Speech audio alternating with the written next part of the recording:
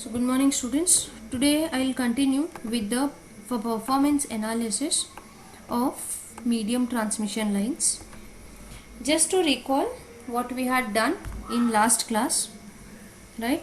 I had done with the performance analysis of short transmission lines. So the short transmission lines are the lines in which the line length is up to 50 kilometers. The voltage of the line is less than 20 kilovolts, right? So in such type of lines the capacitance effect is neglected, right? However, the effect of resistance and inductance are taken into account, right? So I had shown you the equivalent circuit model of a short transmission line, right, wherein you can see here nowhere I have represented the capacitance of the line, right, but resistance, I said you, right, be careful, this R is not only of this conductor. See, there are two conductors, one is the forward path conductor AB, one is your return path, your conductor CD. So basically there are two conductors A, B and CD which are connected. So current starts flowing from here until and it flows like this until and unless the circuit is complete, right? I cannot have my current flow. So the current flow comes back through the conductor CD. So combined resistance I have taken as R and combined inductance I had considered as XL, right?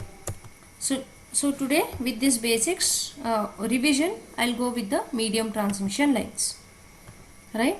So medium transmission line, again this recall what we had done while introduction. I had told you the length of the line is between 50 kilometers to 150 kilometers. However, some books mention 80 kilometers and less than 250 kilometers, right? So to be on safer side, you can start it with 50 kilometer and end up to 250 kilometers, right? Next, the line voltage of such lines lie between 20 kilovolt to 100 kilovolts. The capacitance as such, like how we neglect it in short transmission lines, we cannot neglect it in the medium transmission lines. We have to consider the effect of capacitance in medium transmission lines.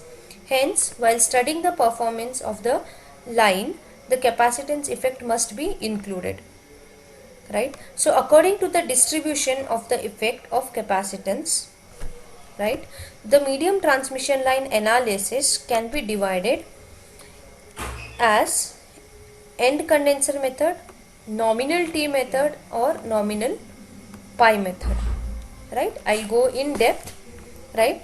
So end condenser method, we generally do not go with this method. We commonly go for the analysis using either nominal T method or nominal pi method, right? So these the parameters resistance, inductance and capacitance are distributed uniformly along the line, right? See, it is said it is distributed uniformly along the line. What I mean, if you have a long line, okay, it line A, B, the R, L and C elements, okay, R, L and C elements are assumed to be uniformly distributed, okay, or else what I mean to say, if up till here the impedance is R plus JXL minus JXC, from here this point to this point also it will remain same, okay. So distribution of RLC is assumed to be uniform, okay.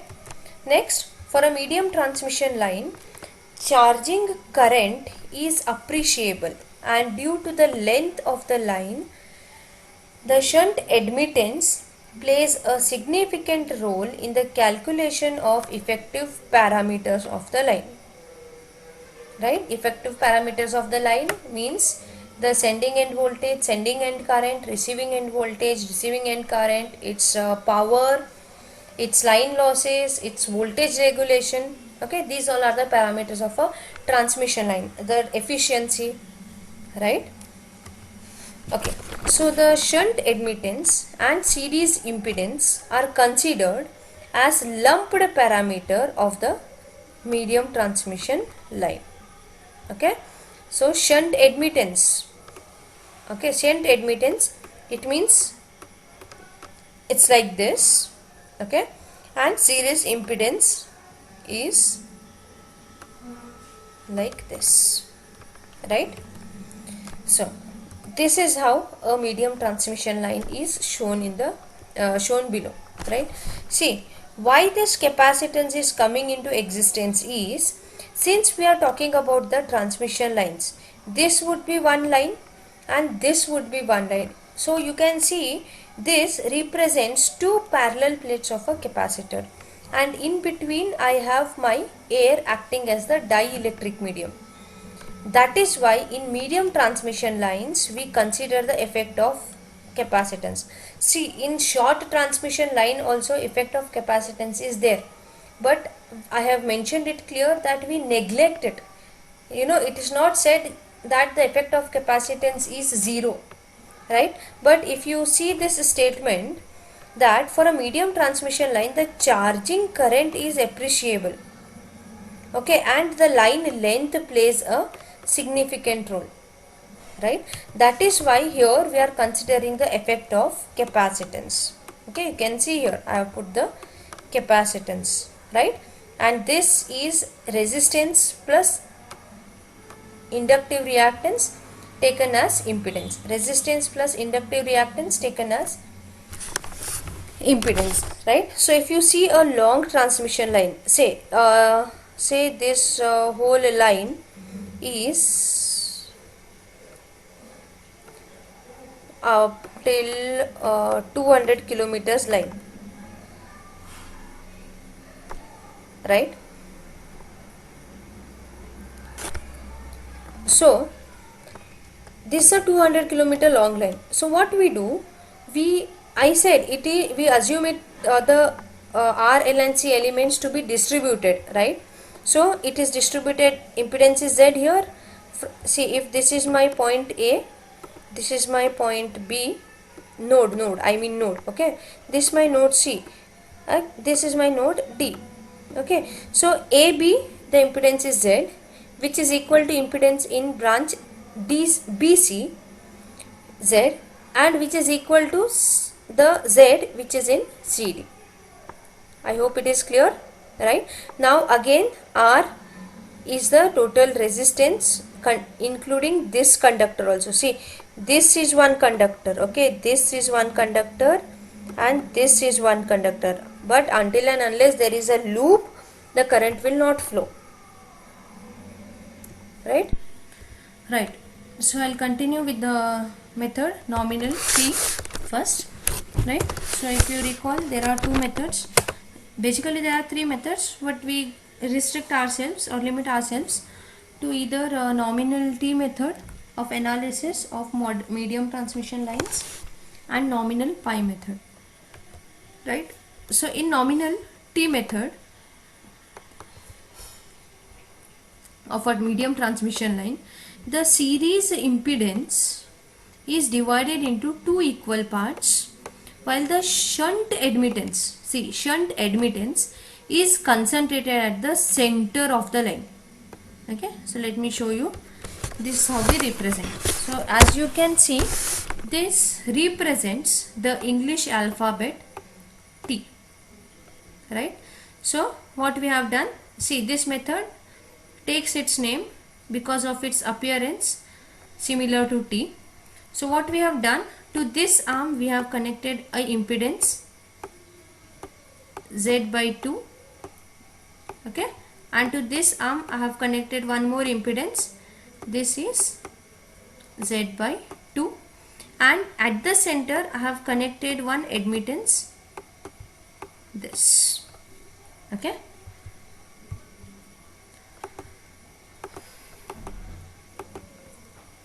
So this how it looks like, right? So as I said, this is one transmission line. Okay, this part from say here to here, this is another transmission line. Since it gives appearance, no, it acts as, since see this is also current carrying, okay, and this also carrying the current, right, and in between you have air as a dielectric. So this is seen to act as a parallel plate of a capacitor. Okay, these two conductor acts as parallel plate of a capacitor. Okay, so I have considered the admittance here. Okay, clear with this? Now we'll carry on with the analysis, right? So this is how your transmission line representation in a nominal T method is done, right? See, if you remember, in your short transmission line, I was not having this node AB. Okay, this parallel line is not there, this branch was not there in short transmission lines. Okay, so this whole was R and Z, R and XL. Okay, but here, as I said, you can see here the impedance is divided into two equal halves. Okay, so two equal parts. So I have taken R by 2 here and X by 2. This is R by 2 and this is X by 2.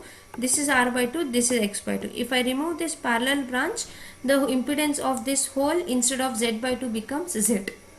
Okay, now Vs is sending end voltage, you can see here. Okay, VR is receiving end voltage, you can see here. Is is sending end current and IR is receiving end current. Okay, now shunt admittance J I have given, Y I have given to be J into omega C, and series impedance of the line, see this is Z, is R plus JXL. Okay, JXL, Z by 2 is R by 2 plus JXL by 2, right? So with this we'll carry on the analysis. Okay, so see, for my analysis I have taken this figure again, right?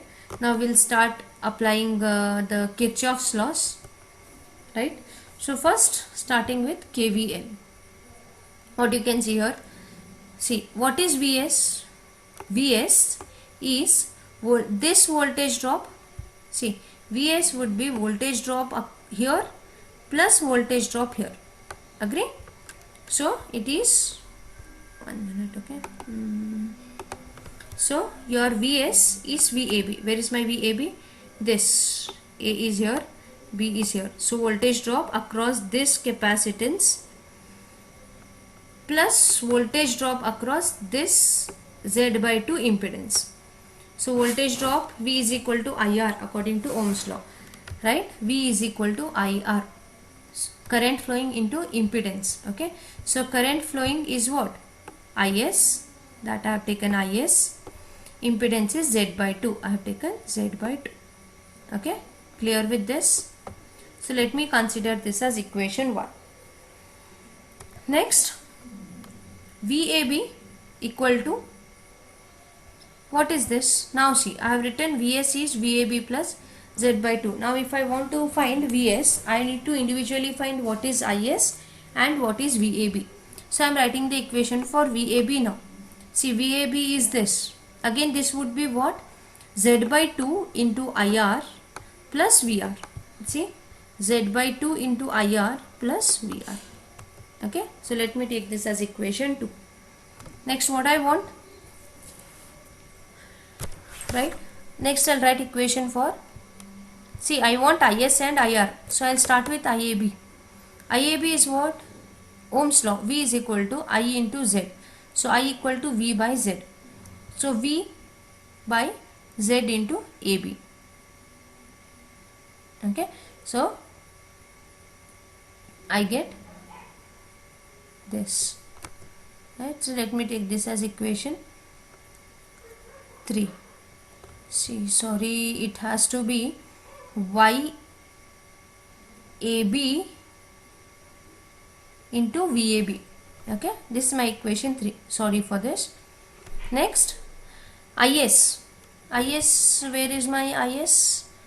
Here, see, this is my sending end current, which gets divided into IAB plus IR. IR plus IAB. Okay, that is equation 4. Now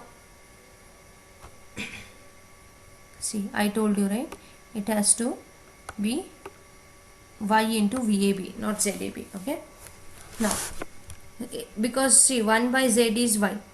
Okay, so this would be YAB into VAB or Y into VAB. So I have substituted for IAB as Y into VAB. Okay, let this be equation 5. So next, IS equal to IR I have kept as it is, Y is as it is, VAB I have substituted from equation 2 as VR plus Z by 2 into IR. Right, that's my equation 6. Therefore 1 becomes, now I have to calculate VS. Okay, so VS equal to, what is VAB? It is VR plus Z by 2 into IR. Okay, next Z by 2 as it is, in place of IS what I'll substitute? This whole.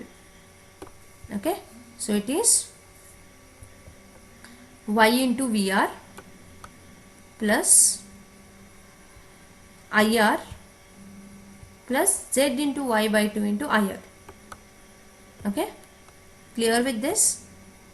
So equation of sending end voltage Vs and current Is, whatever we have received, we have written here, it can be written in the matrix form as Vs by Is equal to,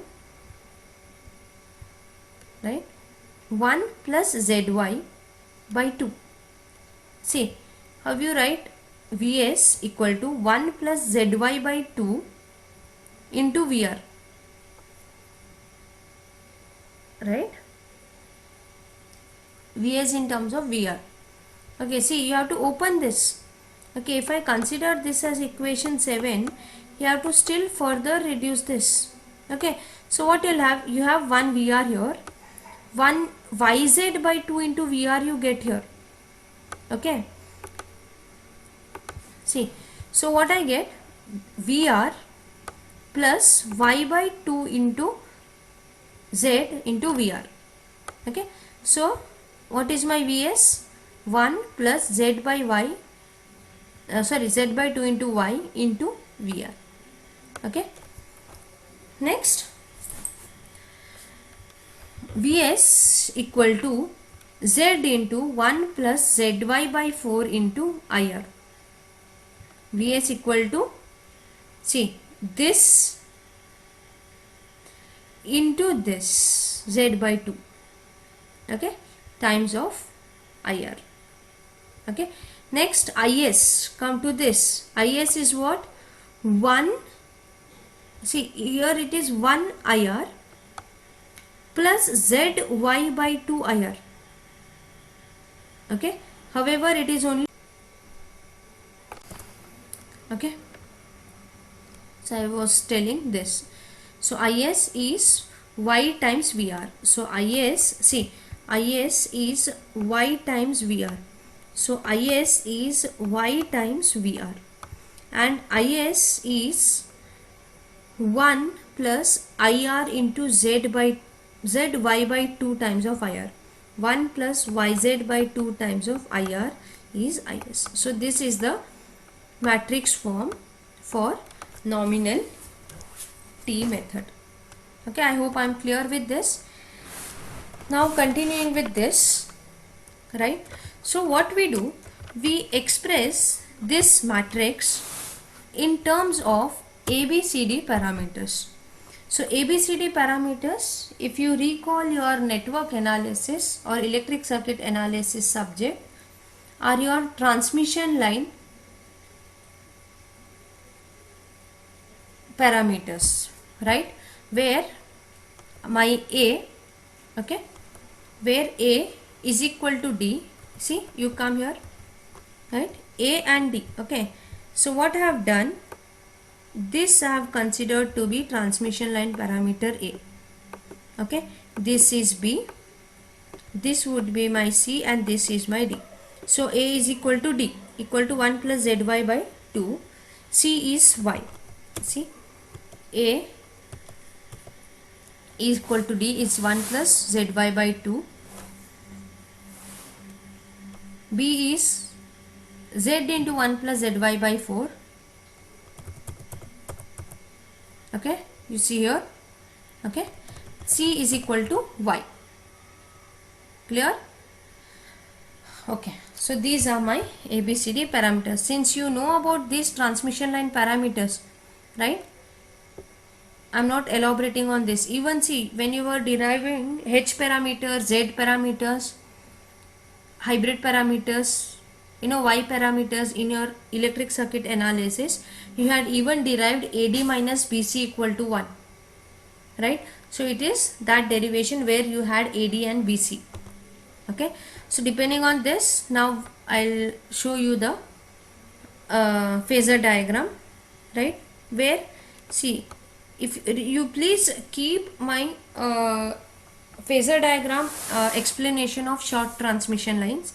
On the similar lines, we are drawing the phasor diagram for any of analysis in that case. So we start